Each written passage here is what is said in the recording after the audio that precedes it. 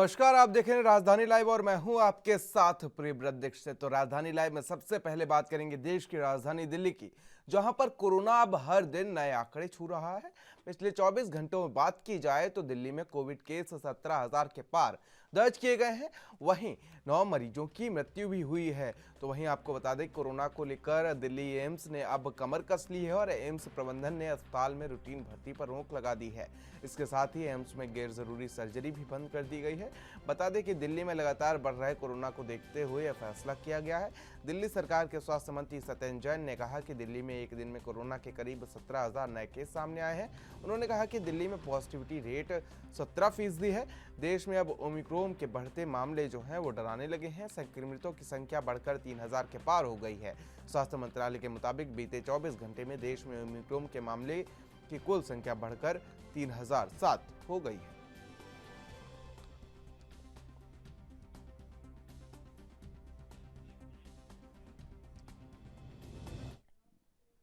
और इसी पर तमाम जानकारी और अपडेट्स के साथ हमारे संवाददाता राजीव तिवारी हमारे साथ जुड़ चुके हैं। राजीव जी, क्या कुछ अपडेट है इसको लेकर? किस तरीके की तैयारियां दिल्ली सरकार ने कोरोना और ओमिक्रॉन से निपटने के लिए कर रखी हैं? देखिए, बिल्कुल सही कहा आपने। यहाँ पर जिस तरीके से लगातार जो स्थिति है उसको कंट्रोल करने के लिए दिल्ली सरकार का है या फिर राज्य सरकार का है, दोनों ही सरकारी केंद्र सरकारी कोशिश करती नजर आ रही है। और इसी को लेकर जो पिछले 24 घंटे के अंदर जो आंकड़े आए हैं वो भी कहीं ना कहीं चौंकाने वाले हैं, क्योंकि अभी तक 17,000 के आंकड़े पार कर चुके हैं। तो कहीं ना कहीं दिक्कतें जरूर आ रही है। इसी को लेकर कैसे तो दिल्ली सरकार ने कहीं ना कहीं डीडीएम की तरफ से बैठक की थी, जिसके अंदर कहीं ना कहीं रणनीति बनाई गई कि और ज्यादा सख्ती की जाए। और इसी को लेकर कल रात से ही वीकेंड कर्फ्यू का ऐलान कर दिया गया था, और जिससे कल रात से ही शुरुआत भी हो चुकी है। रात 10 बजे से लेकर 2 सुबह 5 बजे तक के इसकी जारी रहेगा। मगर कहीं ना कहीं लोगों को बाहर निकलने के लिए मना किया जा रहा है। लोगों को ये समझाया जा रहा है कि लोग बाहर न निकले और जो वायरस से खतरा है उसको कंट्रोल किया जा सके। मगर अभी तक वायरस की जो रफ्तार है वो लगातार देखने को मिल रही है। और लगातार ये भी कहा जा रहा है कि आने वाले दिनों के अंदर और ज्यादा रफ्तार देखने को मिल सकती है। जी देखिए, विदेशी यात्री जो आ रहे हैं उनको लेकर क्या कुछ अपडेट है? क्या कुछ किस तरीके से उनकी स्क्रीनिंग की जा रही है और क्या कुछ उनके लिए गाइडलाइंस जारी की गई है? राजीव, देखिए, बिल्कुल सही कहा आपने। यहाँ पर जिस तरीके से लगातार मरीजों की संख्या बढ़ती हुई नजर आ रही है, लगातार कहीं ना कहीं स्थिति को कंट्रोल करने के लिए कोशिश की जा रही है, वो कहीं ना कहीं दिल्ली सरकार के हाथ में होती हुई नजर नहीं आ रही है। क्योंकि जिस तरीके से लगातार स्थिति को कंट्रोल करने के लिए दिल्ली सरकार भी कोशिश कर रही है, केंद्र सरकार भी कोशिश कर रही है। तमाम मार्केटों को बंद कर दिया गया है। शुक्रवार रात से ही सभी मार्केटों की बात करें या फिर सभी व्यापारियों की बात करें, उनकी तरफ से कहीं ना कहीं बंद कर दिया गया है। दिल्ली सरकार भी कोशिश कर रही है। मतलब यहाँ पर जिस तरीके से वीकेंड कर्फ्यू का ऐलान किया गया, जिसके अंदर सिर्फ इमरजेंसी सेवाओं को ही, यानी कि जरूरी सेवाओं को ही चालू रखने की कोशिश की गई है। तो कहीं ना कहीं यही कोशिश की जा रही है कि कंट्रोल होता हुआ नजर आए वायरस की रफ्तार, मगर रफ्तार जो है वो भी बढ़ती हुई नजर आ रही है। जी राजीव, देखिए, जिस तरीके से दिल्ली एम्स ने भी एक सख्त कदम उठाया है, रूटीन भर्ती पर फिलहाल रोक लगा दी गई है और जो ओमिक्रॉन के मामले होंगे या जो बढ़ते हुए मामले होंगे उनको लेकर ही वहां पर भर्ती की जाएगी। क्या कुछ अपडेट है इसको लेकर राजीव? देखिए, बिल्कुल सही कहा आपने। यहाँ पर एम्स की बात करें तो लगातार दिल्ली का माना हुआ अस्पताल माना जाता है, और कहीं ना कहीं सबसे पहले उसी के अंदर मरीजों की संख्या बढ़ती है। मगर यहाँ पर जिस तरीके से एम्स डिपार्टमेंट के जो अधिकारी हैं उन्होंने कहीं ना कहीं जो भर्ती है, नॉर्मल भर्ती जो है वो करने से मना कर दी गई है। ओपीडी की सेवाओं को लगातार कहीं ना कहीं बंद किया जा रहा है ताकि जो स्थिति है उसको कंट्रोल किया जा सके। मगर यहाँ पर जिस तरीके से 20 डॉक्टरों को भी एलएनजेपी की जो है वो कहीं ना कहीं संक्रमित हुआ है, तो कहीं ना कहीं चिंताएं जरूर बढ़ी हुई है। और इसी को लेकर एम्स भी सतर्क होता हुआ नजर आ रहा है। मगर जिस तरीके से एम्स सतर्क हुआ तो कहीं ना कहीं और अस्पताल भी इसी को लेकर कहीं ना कहीं कड़े कदम उठाते हुए नजर आएंगे। मगर देखना होगा कि किस तरीके से कोरोना की जो रफ्तार है या जो कहें ओमिक्रॉन की रफ्तार है तो उसको कंट्रोल किया जा सकता है। जी देखिए, लगातार वैक्सीनेशन पर सरकारें जोर दे रही हैं। वैक्सीनेशन में किस तरीके की लोगों की भागीदारी देखने को मिल रही है और क्या कुछ कितना प्रतिशत वैक्सीनेशन हो चुका है दिल्ली में? देखिए, बिल्कुल सही कहा आपने। यहाँ पर बात करें वैक्सीनेशन की तो वैक्सीनेशन की रफ्तार जो है वो बिल्कुल बढ़ती हुई नजर आ रही है। लोगों से सरकार की तरफ से अपील भी की जा रही है कि लोग जो है जिन्होंने वैक्सीन नहीं लगवाई है वो वैक्सीन लगवा लें। मगर जिस तरीके से रफ्तार देखने को मिल रही है और कहीं ना कहीं बच्चों ने भी काफी बड़ी संख्या के अंदर योगदान दिया है वैक्सीन लगवाने के लिए, तो कहीं ना कहीं माना जा रहा है कि लगभग पूरे देश के अंदर अभी तक 1.5 करोड़ लोगों ने वैक्सीन लगवा चुके हैं। तो कहीं ना कहीं स्थिति को काफी बेहतर माना जा रहा है। मगर जिस तरीके से कोरोना की और ओमिक्रॉन की रफ्तार है वो जरूर बढ़ती हुई नजर आ रही है। राजीव, देखिए, जिस तरीके से देखा जाए तो एक ही हफ्ते में 10 गुना केस बढ़ जाते हैं दिल्ली में। तो ये या तो लोगों की ढीलेपन की रवैया है वो कहा जाए, या जो सरकार की नाकामी है, या जो सख्ती नहीं की जा रही है, क्योंकि जिस तरीके से लगातार ओमिक्रॉन और कोरोना के मामले सामने आ रहे हैं, ऐसे में सरकार को सख्ती से कदम उठाने चाहिए और लगातार ऐसे कदम उठाने चाहिए कि आंकड़े जो हैं वो कम होते जाएं और थमते जाएं। जिस तरीके से जब लहरें, कोरोना की लहरें कम होती जा रही हैं, लेकिन आंकड़े लगातार बढ़ते जा रहे हैं और 10% बढ़ गए हैं आंकड़े। देखिए, बिल्कुल सही कहा आपने। यहाँ पर बात करें कोरोना की रफ्तार की, तो कहीं न कहीं जो 17% की रफ्तार है, वो कहीं न कहीं देखने को मिल रही है। आंकड़े भी 17% के करीब बढ़ चुके हैं, मगर स्थिति कहीं न कहीं कुछ हद तक चौंकाने वाली ज़रूर है, क्योंकि अस्पतालों के अंदर इतनी भीड़ नहीं है और जितने आंकड़े बता रिकॉर्ड में आ रहे हैं। मगर यहाँ पर बात करें जिस तरीके से रफ्तार को ब्रेक करने की, तो वो कोशिश ज़रूर होती नज़र आ रही है सरकारों की तरफ से भी। और आज जिस तरीके से कर्फ्यू की जो शुरुआत है, यानी कि वीकेंड कर्फ्यू की जो शुरुआत है, वो देखने को मिल रही है। लोग घरों के अंदर ही अपने आप को सेफ करके बैठे हुए हैं, मगर जिस तरीके से रफ्तार बढ़ रही है उससे कहीं न कहीं चिंताएं जरूर बढ़ी हुई है, मगर लगातार कहीं न कहीं कोशिश भी की जा रही है जनता के द्वारा भी और सरकार के द्वारा भी, ताकि कोरोना की जो चेन है उसको तोड़ा जा सके। मगर जिस तरीके से चेन कमजोर होती हुई बताई जा रही है कि जनवरी लास्ट के अंदर ही उसकी जो चेन है वो कमजोर होती हुई नजर आएगी। मगर देखना होगा जनवरी लास्ट तक कितने आंकड़े जा सकते हैं कोरोना के और ओमिक्रॉन के। जी देखिए, जनवरी लास्ट तक तो ये देखना होगा, लेकिन उससे पहले आज की बात कर लें तो 1,24,000 के आसपास देश में कोरोना के मामले सामने आए हैं। ऐसे में सरकार किस तरीके से ढीले रवैया अपना रही है? एक तरफ कोरोना के आंकड़े लगातार पीक पर हैं, तो दूसरी तरफ रैलियों का दौर लगातार जारी है। तो ऐसे में इलेक्शन कमीशन को या जो पार्टियां हैं उनको अपनी रैलियां स्थगित कर देनी चाहिए। राजीव, देखिए, बिल्कुल सही कहा आपने। यहाँ पर बात करें जिस तरीके से पूरे देश के अंदर 1,24,000 के करीब केस आ चुके हैं और कहीं न कहीं स्थिति बिगड़ती हुई नजर आ रही है। यही बात करें दिल्ली की, तो दिल्ली के अंदर भी 17,000 से ज्यादा केस आ चुके हैं। तो कहीं न कहीं जो चुनाव आयोग की तरफ से जो कहा जा रहा है कि बार-बार चुनावों को रद्द किया जाए या आगे पोस्टपोन किया जाए, अगर केंद्र सरकार के द्वारा अभी तक ऐसा कोई भी कदम नहीं उठाया गया, ना ही राज्य सरकारों के द्वारा ऐसा कोई कदम उठाया गया है। मगर कहीं न कहीं चुनावों को लेकर भी जो रणनीति अपनाई जा रही है या फिर कहीं जो रैलियों के अंदर भीड़ शामिल हो रही है, उसको कंट्रोल करने के लिए कहीं न कहीं चुनाव आयोग की तरफ से कुछ बड़े कदम होने चाहिए, सरकारों की तरफ से कुछ कदम होने चाहिए। यहाँ तक कि जो बड़ी पार्टियां हैं, चाहे वो भाजपा हो, कांग्रेस हो या फिर आप हो, लगातार उनके अंदर भी कहीं न कहीं कदम उठने चाहिए। मगर यहाँ पर कहीं न कहीं लापरवाही जरूर देखने को मिल रही है, जिसकी वजह से कहीं न कहीं कोरोना की जो रफ्तार है वो बढ़ती हुई नजर आ रही है। जी राजीव, देखिए, अगर हम दिल्ली में पिछले 3 दिनों की बात कर लें तो 4 तारीख को 5,000 के आसपास केस आए थे और 5 तारीख को ये आंकड़े जो थे वो 10,000 के आसपास हो गए थे, और अगर कल की बात कर लें तो ये आंकड़े सीधे 15,000 हो गए थे। तो अब ये आंकड़े लगातार 2 गुने हो रहे हैं, उसके बाद ये 3 गुने हो गए अगर 3 दिनों की बात की जाए। ऐसे इन आंकड़ों को रोकने के लिए दिल्ली सरकार ने क्या कुछ कदम उठाए हैं? किस तरीके से मेट्रो का संचालन हो रहा है दिल्ली में?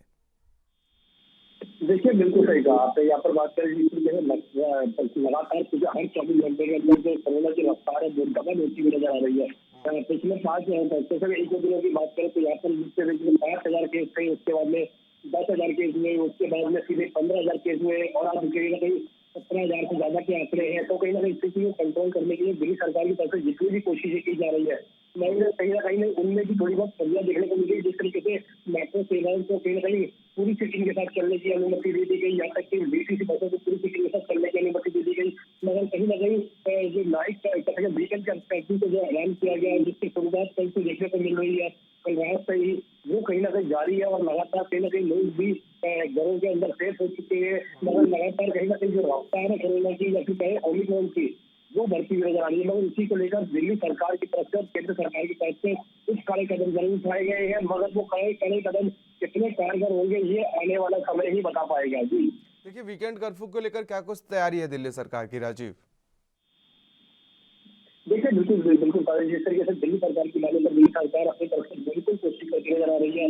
वैक्सीनेशन के टीकाकरण को हर सेंटरों से बढ़ाया जा रहा है, हर तरीके से ये कोशिश की जा रही है कि वैक्सीन की डोज जो है वो हर व्यक्ति तक मिले। मगर यहाँ पर जिस तरीके से रफ्तार बढ़ रही है उससे कहीं ना कहीं चिंताएं जरूर बढ़ रही है। मगर अभी की बात करें तो कर्फ्यू काफी टाइट चलता हुआ नजर आ रहा है। दिल्ली पुलिस और एसडीएम की टीम लगातार कहीं ना कहीं लोगों को समझाने की भी कोशिश कर रही है, सख्ती भी की जा रही है, कुछ लोगों दुकानों पर चलान भी किया गया है, मगर लगातार कहीं ना कहीं जनता की तरफ से जो थोड़ी बहुत लापरवाही देखने को मिल रही है, अगर वो लापरवाही नहीं हो तो कहीं ना कहीं कुछ रफ्तार जो है कोरोना की वो कहीं ना कहीं टूटती भी नजर आएगी।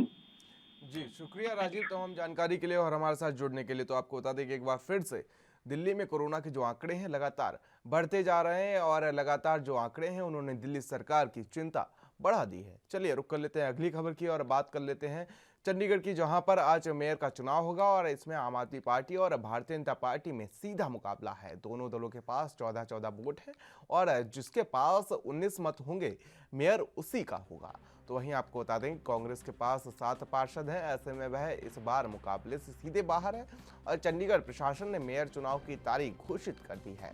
आज चंडीगढ़ के 28वें मेयर का चुनाव किया जाएगा और खास बात यह है कि इस बार मेयर पद के लिए महिला सीट आरक्षित है। मेयर के साथ सीनियर डिप्टी मेयर और डिप्टी मेयर का भी चुनाव होगा। चुनाव की तारीख घोषित होने के साथ ही बीजेपी और आम आदमी पार्टी लॉबिंग तेज हो गई है, क्योंकि इस बार इन्हीं दोनों पार्टियों के बीच मुख्य मुकाबला है। हालांकि दोनों पार्टियों के पास बहुमत का आंकड़ा नहीं है। चुनाव के लिए पार्षद महेश इंदर सिंह सिद्धू को प्रोसाइडिंग अधिकारी बनाया गया है।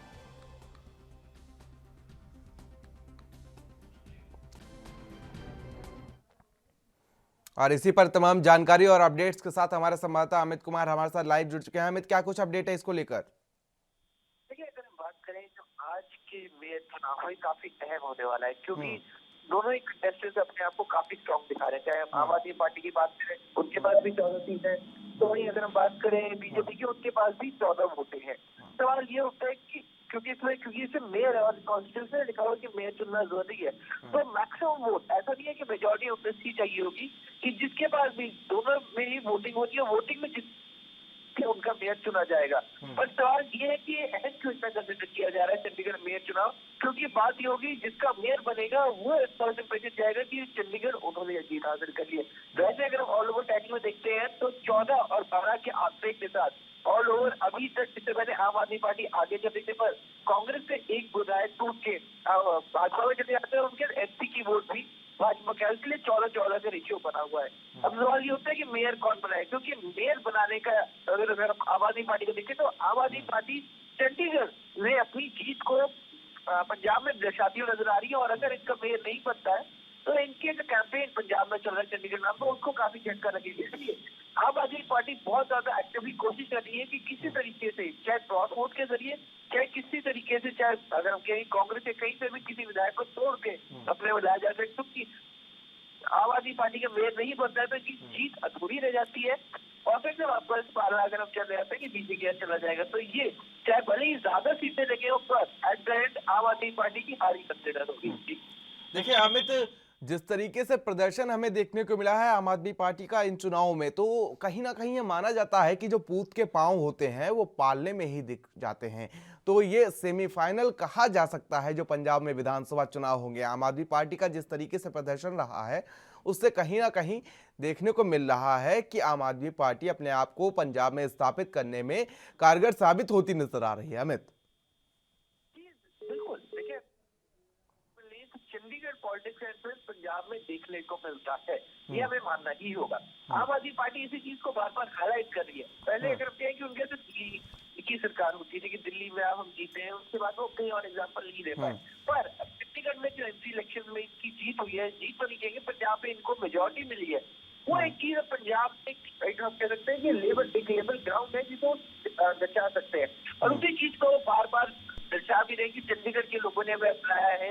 एक बार आप भी पंजाब की लोगों में मौका दें, और अगर चंडीगढ़ में इनका मेयर नहीं बनता है तो इसी कैंपेन को बहुत बड़ा सेटबैक लगेगा, जहाँ मेजोरिटी होने के बावजूद भी वो अपनी सरकार नहीं बना पाए। तो इसलिए इनके लिए बहुत जरूरी हो जाता है कि आम आदमी पार्टी के लिए बहुत ज्यादा जरूरी हो जाता है कि किसी तरीके से भी मेयर बनाए। तो ये भाजपा भी कोशिश कर रही है कि लगातार 2 तरफ से वो जीते जा रहे हैं, और इस बार सरप्राइजिंगली उनको काफी कम वोट मिले कंपैरेटिवली, अगर वोट काउंट में देखें तो 3 नंबर पर रहता है। इसलिए उनके लिए भी जरूरी है कि किसी तरीके से अगर उनके वोट काउंट वो टैली में ला चुके, जहाँ पे वो पहले 13 पे थे उसको टैली करके 14-14 पे ले आए। अब सवाल ये नहीं क्या हमें आज मेयर के चुनाव में क्रॉस वोटिंग देखने को मिलेगी, तो इस सवाल ये कि अगर क्रॉस वोटिंग होती है कि मेयर चुना जाएगा सिर्फ और सिर्फ क्रॉस वोटिंग के हिसाब से, क्योंकि कांग्रेस ने पहले ही डिसाइड कर दिया है कि वो बाइकआउट करेंगी तो उनकी तरफ से कोई भी कैंडिडेट वोट नहीं पाने वाला, ना ही आज सदन में आएगा।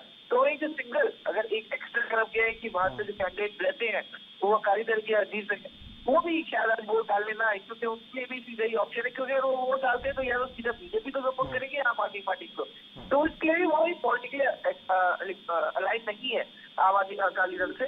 अकाली दल की अगर मैनिफेस्टो या प्लानिंग है तो इसलिए वो भी नहीं आएंगे। तो अब सीधा सवाल ये होता है कि बीजेपी और आम आदमी पार्टी में कौन सरकार बनाता है, क्योंकि अगर वो पेड़ बनाते हैं तो इसमें क्रॉस वोटिंग होगी, और क्रॉस वोटिंग किस पार्टी की तरफ से होगी ये हमें जरूर देखना पड़ेगा कि कौन सी पार्टी अपने सभी विधायकों को रिटेन करने में कामयाब रही है और साथ ही साथ क्रॉस वोटिंग कराने में भी कामयाब हो पाई है। जी देखिए अमित, एक चीज और भी यहाँ पर साफ होती नजर आ रही है कि अगर आपका दुश्मन भी आपके जितना ही ताकतवर हो तो मुकाबले में और मजा आता है, क्योंकि यहाँ पर 14-14 दोनों के पास वोट हैं।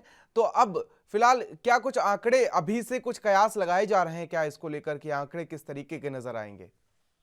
देखिए अगर हम शुरुआत से बात करें तो बीजेपी कम अपने अगर कम विधायक चुने जाने के बाद भी शुरू से ही स्ट्रॉन्ग कंटेंट में लगी थी।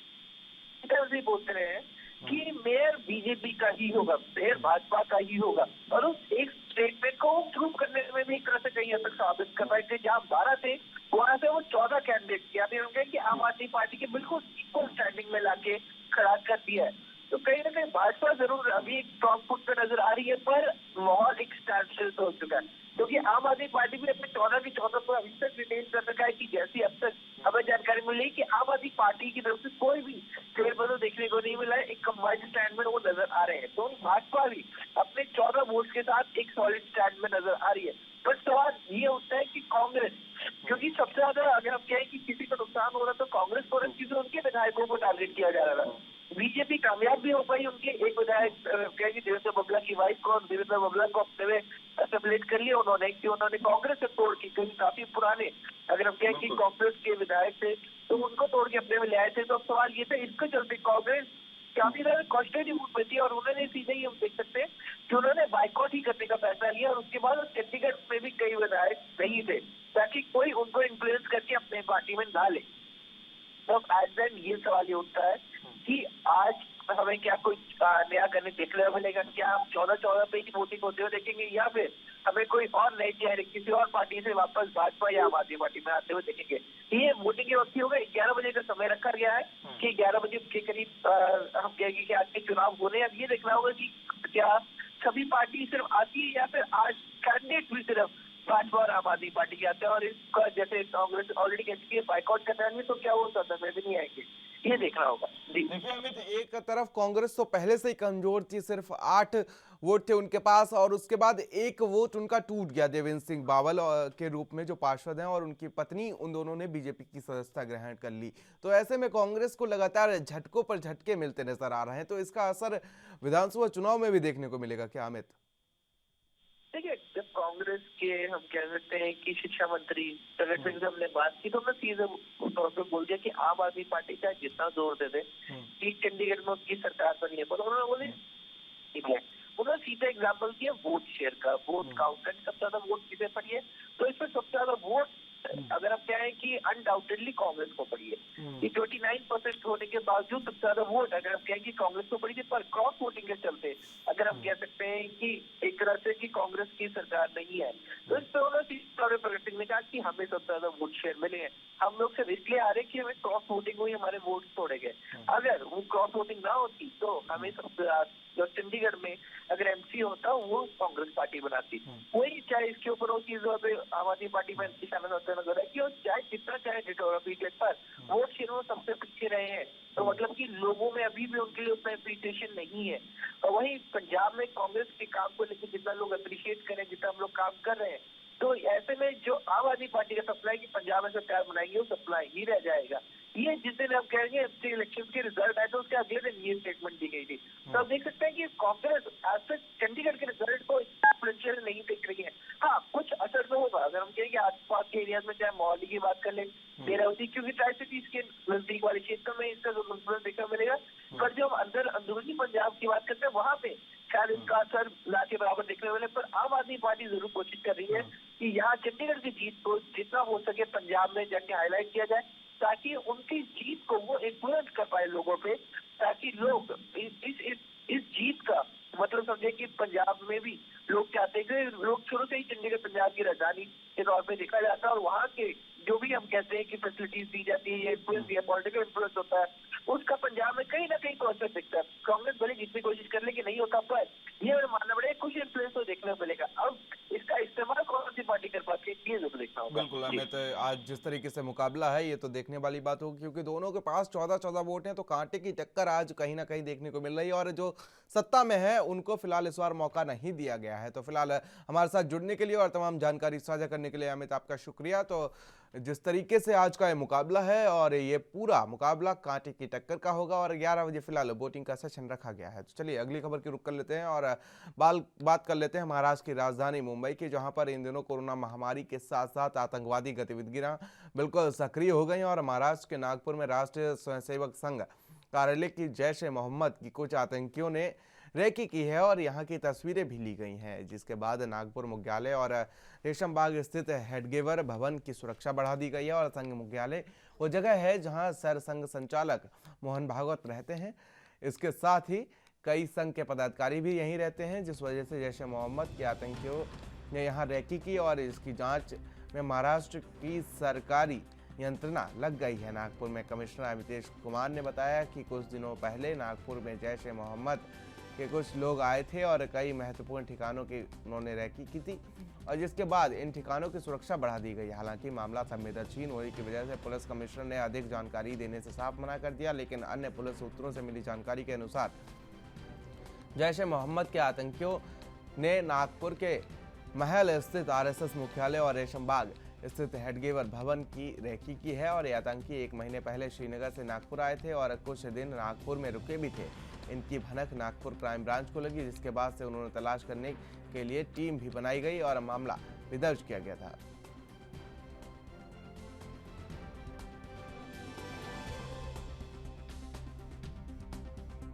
जैश ए मोहम्मद बैंड टेररिस्ट ऑर्गेनाइजेशन के द्वारा कुछ नागपुर के वाइटल इंस्टॉलेशंस की रेकी करने की प्रयत्न की गई है।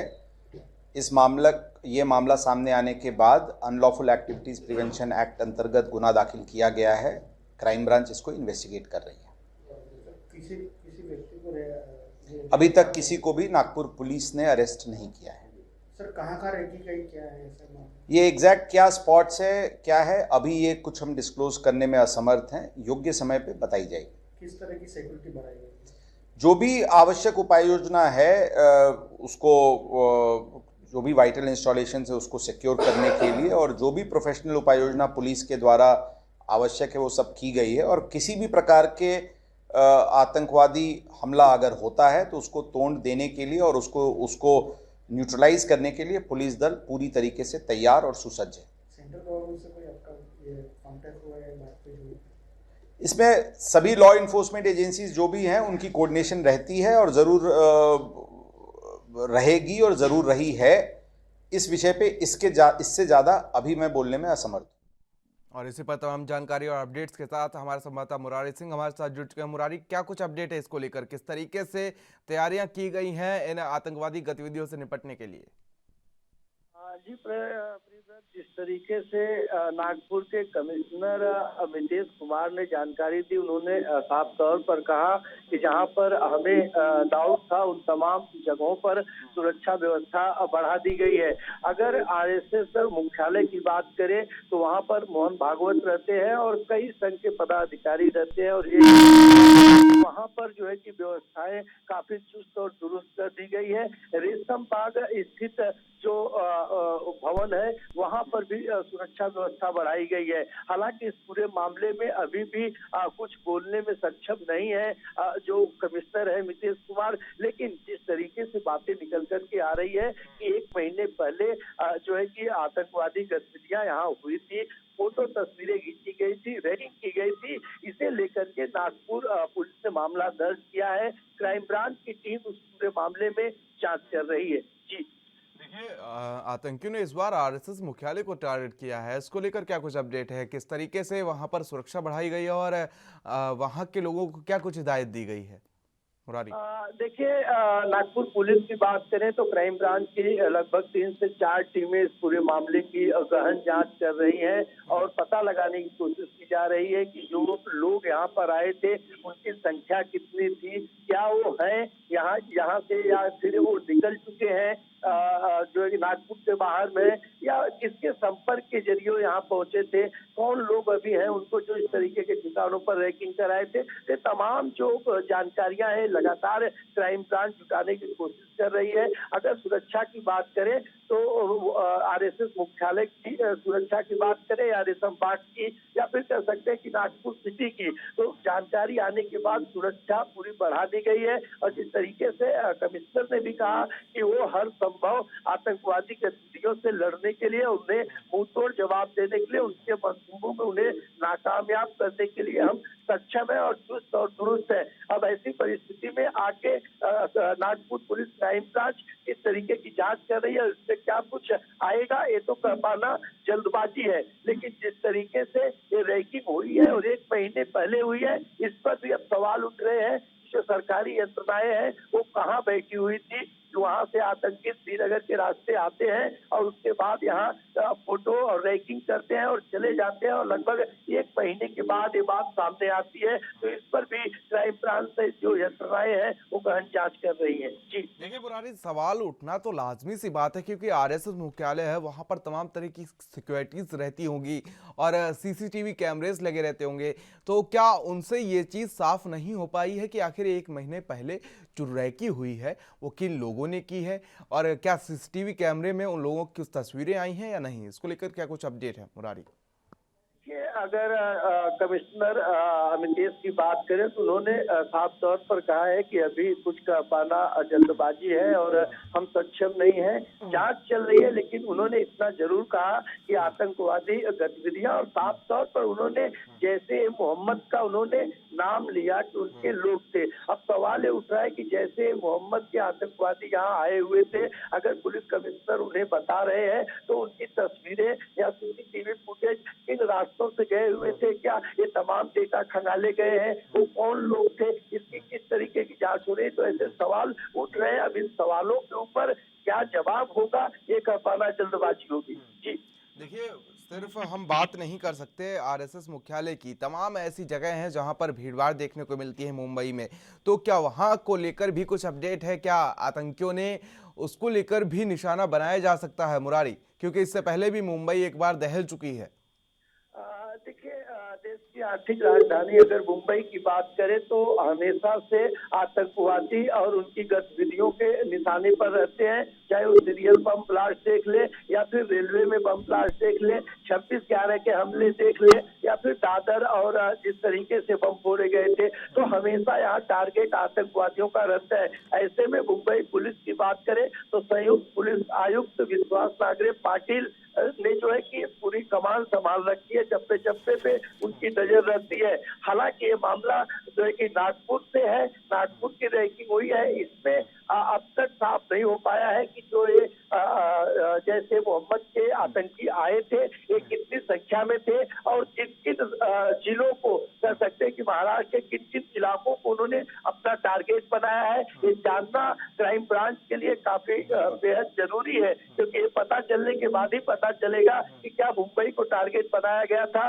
या फिर नागपुर, पुणे जो बड़ी जो है कि जिला है उन्हें टारगेट बनाया गया था। जी शुक्रिया मुरारी हमारे साथ जुड़ने के लिए और तमाम जानकारी हमारे साथ साझा करने के लिए। लेकिन सच में ये सुरक्षा का विषय है क्योंकि आरएसएस एक ऐसा संघ है जहां पर तमाम तरीके की जो देश की भलाई के लिए जो भी निर्णय लिए जाते हैं वो उसमें हमेशा भागीदारी निभाती है और तमाम लोगों को हिंदुत्ववादी की सोच के लिए जागरूक करती रहती है। फिलहाल राजधानी लाइव में मेरे साथ इतना ही। देश और दुनिया की तमाम अहम खबरों के लिए बने रहिए एनबी न्यूज़ के साथ। नमस्कार।